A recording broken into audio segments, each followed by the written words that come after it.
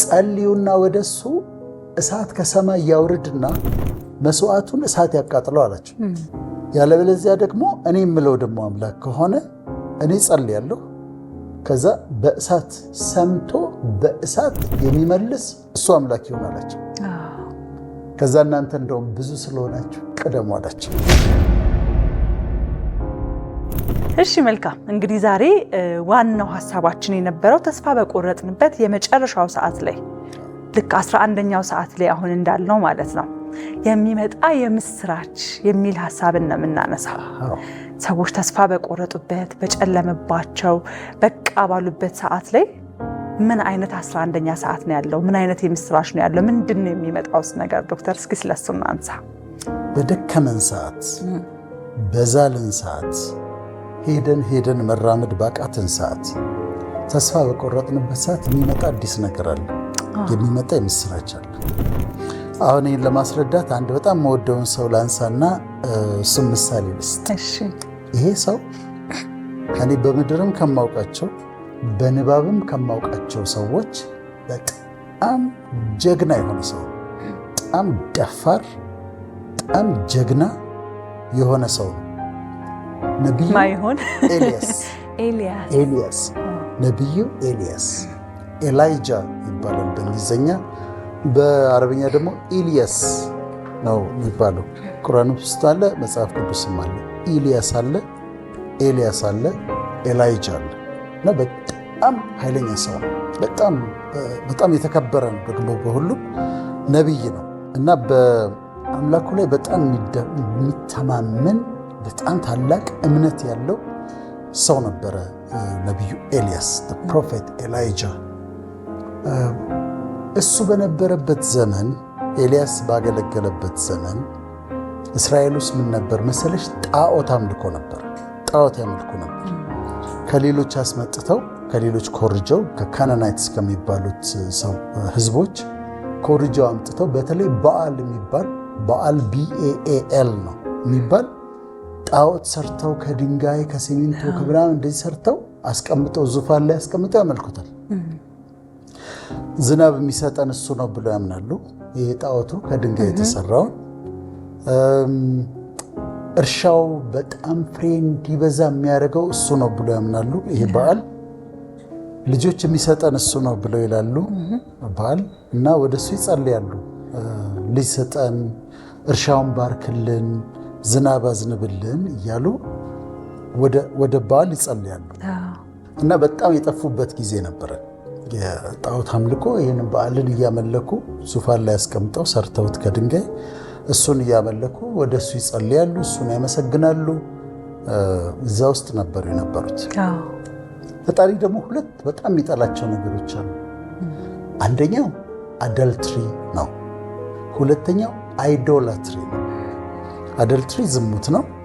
አይዶላትሪ ደግሞ ጣዖት አምልኮ ነው። በጣም የሚያስቆጣው ነገር ነው ጣዖት አምልኮ እና ህዝቡ በዛ ሰዓት ጠፍቷል። ሁሉም በዓልን እየተከተሉ ነው። ንጉሱ አክዓብ ነው የሚባለው በዛ ጊዜ የነበረው ንጉስ። እሱም ነው የሚያመልከው፣ ጣዖቱን ነው የሚያመልከው። ሚስቱ ኤልዛቤል ትባላለች፣ እሷም እሱን ነው የምታመልከው። እና ህዝቡ ሁሉ ስቶ ባለበት ይሄ ኤልያስ መጣ። ምድረ በዳ የሚኖር በጣም ደፋር ጀግና የሆነ አምላኩን የሚወድድ ሰው ነው ኤላይጃ ወይም ኤልያስ። ኤልያስ ለራሱ ያልኖረ ሰው ነው። ሚስቱን አናውቃትም፣ ልጆች አናውቅም። በቃ ብቻውን የኖረ ለፈጣሪው ልክ ጊዜ አባቶች አሉ አይደለም፣ አሁን ገዳም ውስጥ ምናምን የሚኖሩ በጣም የሚያስገርሙኝ እነሱ በጣም ሁሉ በሙሉ ዓለምን ትተው እንደዛ የሚኖሩ እና ኤልያስ እንደዛ ነው። ራሱን የተወ ሰው ነው። ፍርሃት የሚባል ነገር አያውቅም። ንጉሱ አክዓብ ፊት ቆሞ ይናገራል። ጣዖት ታመልካለህ ይለዋል፣ ገስጸዋል። ኤልዛቤልን አይፈራትም። ኤልዛቤል ብዙ ሰው የምታስገድል ሴት ናት። እሷንም አይፈራትም እና በጣም ደፋር ሰው ነበር።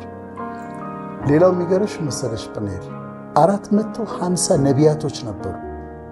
ይህን ጣዖቱን የሚያመልኩ ናቸው።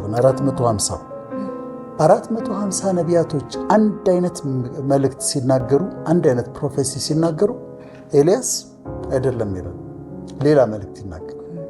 ስለዚህ ሁሉ ሰው እንደ ወንዝ ወደ አንድ ቦታ ሲሄድ እሱ አጌንስት ደ ፍሎ የሚቆም ሰው ነው። ብቻውን ለመቆም ፈቃደኛ የሆነ ሰው ነው እና እንደዚህ አይነት ሰው ነው። አስደናቂ እምነት ነበረው። ይሄ አንሸከብል አንዌቨሪንግ የሚባል ማውንቴን ሙቪንግ ፌት የሚባል ጠንካራ እምነት የነበረው ሰው ነበረ። በአንድ ምሳሌ ላሳይሽና ከዛ ይሄዳለሁ። ከነዚህ 450 ነቢያቶች ጋር አንድ ጊዜ ተፎካከረ ኤልያስ ብቻውን። እሺ በዓል አምላክ ነው አይደል የምትሉት አላቸው። አካብም ኤልዛቤል የምትሉት በዓል አምላክ ነው። እሺ እኔ ደግሞ በዓል አምላክ አይደለም እግዚአብሔር ነው አምላክ። ስለዚህ ምን እናድርግ? ወደ ተራራው እንውጣ አላቸው። ከዛ ወይፈን ይሰጣል ለሁላችን። እናንተ ወይፈን ይሰጣችኋል፣ ለእኔም ወይፈን ይሰጠኛል፣ መስዋዕት እናዘጋጅ አላቸው። ስለዚህ አዘጋጁ። እንጨት ረበረቡ፣ ወይፈኑን አረዱ፣ ስጋውን በብልት በብልት አደረጉ። እነሱ 450 ነቢያቶች እዛ ጋር፣ ኤልያስ ደግሞ እዚህ ጋር ቤት የራሱን አደረገ። አሁን አላቸው በበዓልና በፈጣሪ መካከል ነው የምናወዳድረው። የእናንተ ጣዖት አምላክ ከሆነ ጸልዩና ወደሱ እሳት ከሰማይ ያውርድና መስዋዕቱን እሳት ያቃጥለው አላቸው። ያለበለዚያ ደግሞ እኔ የምለው ደግሞ አምላክ ከሆነ እኔ ጸልያለሁ፣ ከዛ በእሳት ሰምቶ በእሳት የሚመልስ እሱ አምላክ ይሆን አላቸው። ከዛ እናንተ እንደውም ብዙ ስለሆናችሁ ቅደሙ አላቸው። ያለው መተማመን በፈጣሪው ላይ ደስ ሲል በጣም ሊገሉት እኮ ይችላሉ። ማለት አካብ ጨካኝ ነው፣ ኤልዛቤል ጨካኝ፣ 450 ናቸው እነሱ እና ግን በቃ እንወዳደር አላቸው። ተወዳደረ በአምላኩ እና ብዙ ስለሆናችሁ እናንተ ቅደሙ አላቸው። እናንተ ቅደሙ አላቸው። አዘጋጁ መስዋዕቱን። ከዛ መጸለይ ጀመሩ። በዓል ሆይ ስማን፣ በዓል ሆይ ስማን፣ ሰምቶ በእሳት የሚመልስ ስለተባለ በዓል ሆይ ስማን እያሉ እየዞሩ እንትኑን መስዋዕቱን እየዞሩ ራሳቸውን እየዋጠጡ መስዋዕት እያቀረቡ ለመሰለሽ ለዚህ በዓል ለሚባለው የሚቀርብ መስዋዕት ነበር። አንዱ እዛው ጋር ቦታ ዝሙት መፈጸም ነው። ሌላ ደግሞ የሰው መስዋዕት ሁሉ የህፃናት መስዋዕት ሁሉ ይቀርብለት ነበር። ስለዚህ ራሳቸውን እያደሙ እየቧጠጡ በዓል ሆይ ስማን እያሉ ይጮሃሉ። ኤልያስ ቁጭ ብሎ ይቀልድባቸዋል። እስቲ ጥሩት አምላካችሁን፣ ደክሞት ሊሆን ይችላል ይላቸዋል። እንቅልፍ ተኝቶ ሊሆን ይችላል አምላካችሁ ይላቸዋል። ወይ ደግሞ ዞር ብሎ ይሆናል ይላቸዋል። ጮኸው ጮኸው ጮኸው ግማሽ ሰዓት ድረስ የሚሰማም የለም የሚመልስም የለም። ምክንያቱም ጣዖት ነው እሱ፣ ሊመልስ አይችልም። በዓል አሁን ደግሞ የኔ ተራ ነው አላቸው። ከዛ እንጨቱ ተረብርቧል፣ ስጋውን አዘጋጀ። እንደውም እሳት አይደል የሚያስፈልገው፣ እሳት እንዲወርድ አይደል የፈለገው፣ ውሃ አፈሱበት አላቸው። ስጋው ላይ ውሃ አፈሱበት። ከዛ መጡ፣ አፈስ ጨምሩበት አላቸው።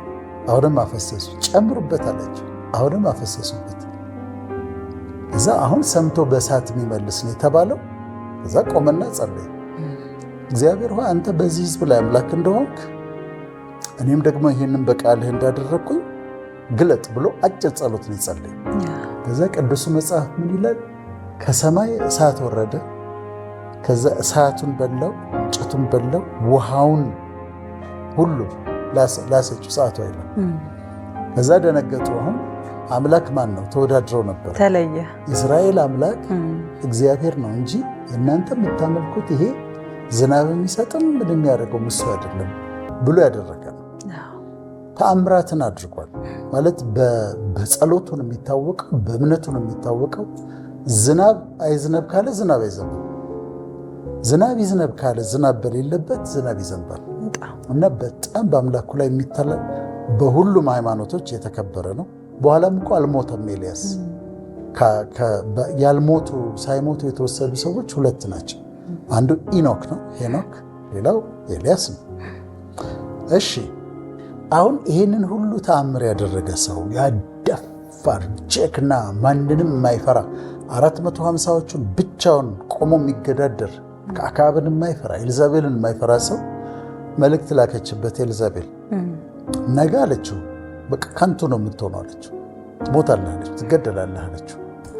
ከዛ ሌላም ነገር አድክሞት ነበር። ያ ጀግና መጣና ዛፍ ስር ቁጭ አለ።